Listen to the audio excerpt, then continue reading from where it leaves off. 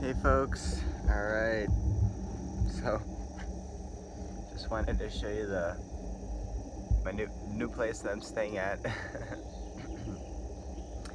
Perfect little perfect little splice of a place for me right now. Just making some oats here on a new little bowl, and I took all of my herbs and stuff out, so basically this is probably the first really place that feels even kind of stable that I've been at for months now. For probably 5 months, maybe even 6 months or more. I started traveling physically about 4 months ago, and even before where I was living, it was just a very unstable place. So over the last few weeks in this specific travel, I was traveling around over the last few days also with just all this food in the bag, so just taking everything out. Gonna have to wash everything, clean everything up, and this place needs some TLC, and this is a big bag of manure right under there, and it smells pretty strong, chicken manure. And just got here last night and just cleaning up a few things, but the basics though, for me, and this is what I want right now, what I need. And I just got some clean water here, more water. I can walk to town to buy more food if I need to. Ideally I'll be growing some more of my own food here. Getting some stuff dry. You see it's a pretty simple setup. Just a little room here, screened in.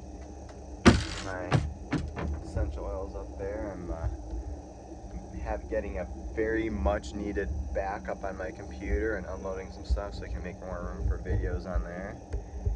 And got my come back down. Okay, got my backpack over here, and this is all one room of that. Got to show you there. Probably many people are like, oh my god, this is just ridiculous. What a worthless place to be living in.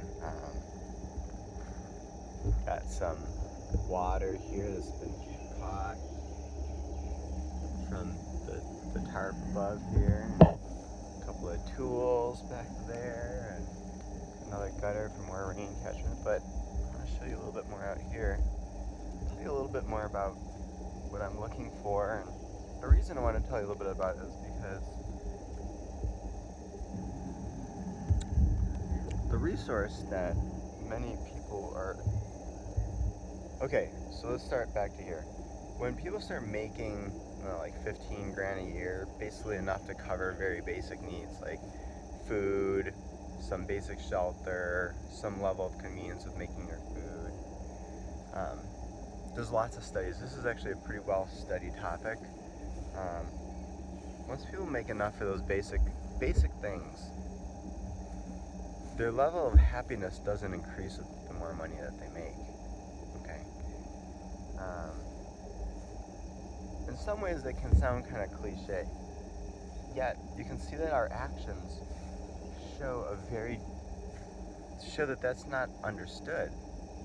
Most people don't understand that. They go and they keep asking for more money, for more job and stuff like that. And I'm certainly not going to be a person that's going to say having more money is not beneficial. The disconnect is, what are we doing with that money? Money is a potential. Money is simply potential. It's not manifested yet. It means a lot through that potential, right? It has a lot of significance, just like potential energy means, hey, I could do this, I could do that, which in and of itself can exert a certain amount of influence upon people in the world, and therefore that's significant. However, it's not in and of itself something that you could eat, something that you could actually use, and that it's designed as such. It shouldn't be, because that's why it's something like a currency like Bitcoin is even more if you haven't checked out Bitcoin yet, you should definitely check it out. It's the world's decentralized currency. All of our current money is managed through a very messed up banking system, and we'll talk about that at some point maybe, but do a little research. It's a very weird system. You think money means one thing, promise you, doesn't mean anything that you think it actually means. Okay, so this is the little garden space that I have here to hang out. It's not mine, it's a friend of mine's. He let me stay here for a little bit. Very generous, man has been very generous to me over the years, and I've helped him out also with his little gardening projects and little creek, little culvert down here. I guess you call it a ditch, I don't know, but it's a little stream basically, and I play with that, put little bits of some little plants in there and stuff. But I'm thinking I'll be planting. I was talking with him, and I want to be putting some orchids in the trees. So cool to have the orchids like growing in the trees, and then set in little places. And I'm gonna get some fragrant orchids. That's my favorite. I love the fragrant plants. There's a lot of orchids that don't have smell, but there's still a bunch that have smell. Orchids are actually, I think, I was looking them up a while ago, and I think they're one of, if not significantly, the largest order family, the largest family of plants. I don't know. One of the largest groupings of plants there is, and there's orchids that live on rocks, there's orchids that live in trees, there's orchids that live in the earth. Many different varieties of orchids. Very hardy, typically pretty hardy plants, as much as people are like, oh, I don't know how to take care of my orchids. Orchids are like one of the easiest plants to grow. You just got to understand them a little bit. Maybe we'll talk about how to grow orchids at some point. Anyways, got some fun little plants. I'll show you a couple over here. I know we got off topic a little bit. We'll continue that. Papaya here. Got a little aloe down there. Everybody needs aloe. That's great. It grows so fast. I think it's some kind of citrus here. This is a cacao tree, so this is chocolate. These trees are too young to be having any fruit, but I've been started working with a compost tea company. Very excited. Oh my gosh, what a dream come true. It is so amazing. I'll be sharing more about that, not much on this video, but it's a commercial composting tea device. Brews a lot of compost tea at a time, and you can transform soil like you wouldn't believe. Now, soil is actually our truest currency, one of our truest currencies, and so we were talking about happiness and how to actually have that, and most people look at that place and be like, Julian, that looks like hell to me, and for many people it would be. I get that. I'm not saying that this in this moment is what everybody's little slice of heaven would be. But what I need right now is very practically time to think, space to move and breathe healthy fresh air. I have some books that I've been wanting to kind of finish going through over the last few years, and I want to keep doing these videos and have other projects that I want to keep tending to, and I can't be interrupted constantly. And in most of our daily life, we are constantly interrupted. I think one of the last videos that I shared, I talked about the importance of not being interrupted. Like I might have been talking with somebody else about this, so if I was, I apologize, but the importance, like according to Anastasia, I have to look at it. Like I said, I'm sorry if I didn't talk about this, but let me just go over real briefly. Anastasia and the Ringing Cedars books, if you haven't read them, they're on the Brightly required reading list, so start checking them out. And but Anastasia, part of an ancient Vedic lineage, she explains that when she's raising her children, basically what she does is they have kind of like a protocol of not interrupting each other. So if somebody's occupied in something, then the other person wants their attention, they wait until until they're ready, the adult or the child. That goes both ways. So if the child is occupied in playing with the blade of grass over here, the adult's like, oh, that's not important, I'm gonna go interrupt them. No, they could be immersed in a very deep contemplation of something.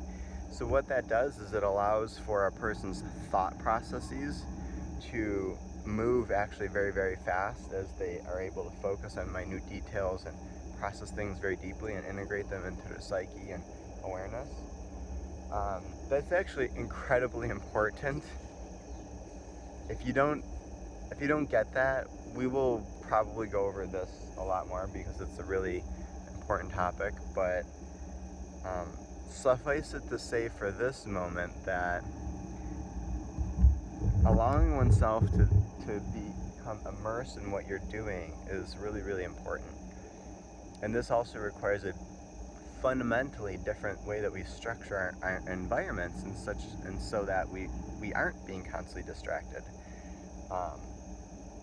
You know, it's all about being able to focus on what you want to focus. You know, if we're constantly being interrupted by other people, objects, things, whether it's dogs, babies, other people, like neighbors or whatever, it's not inherently bad. It's just that your mind is going to be very greatly diminished in the sense of, like, I can focus on one topic for like hours at a time and feel really good about it.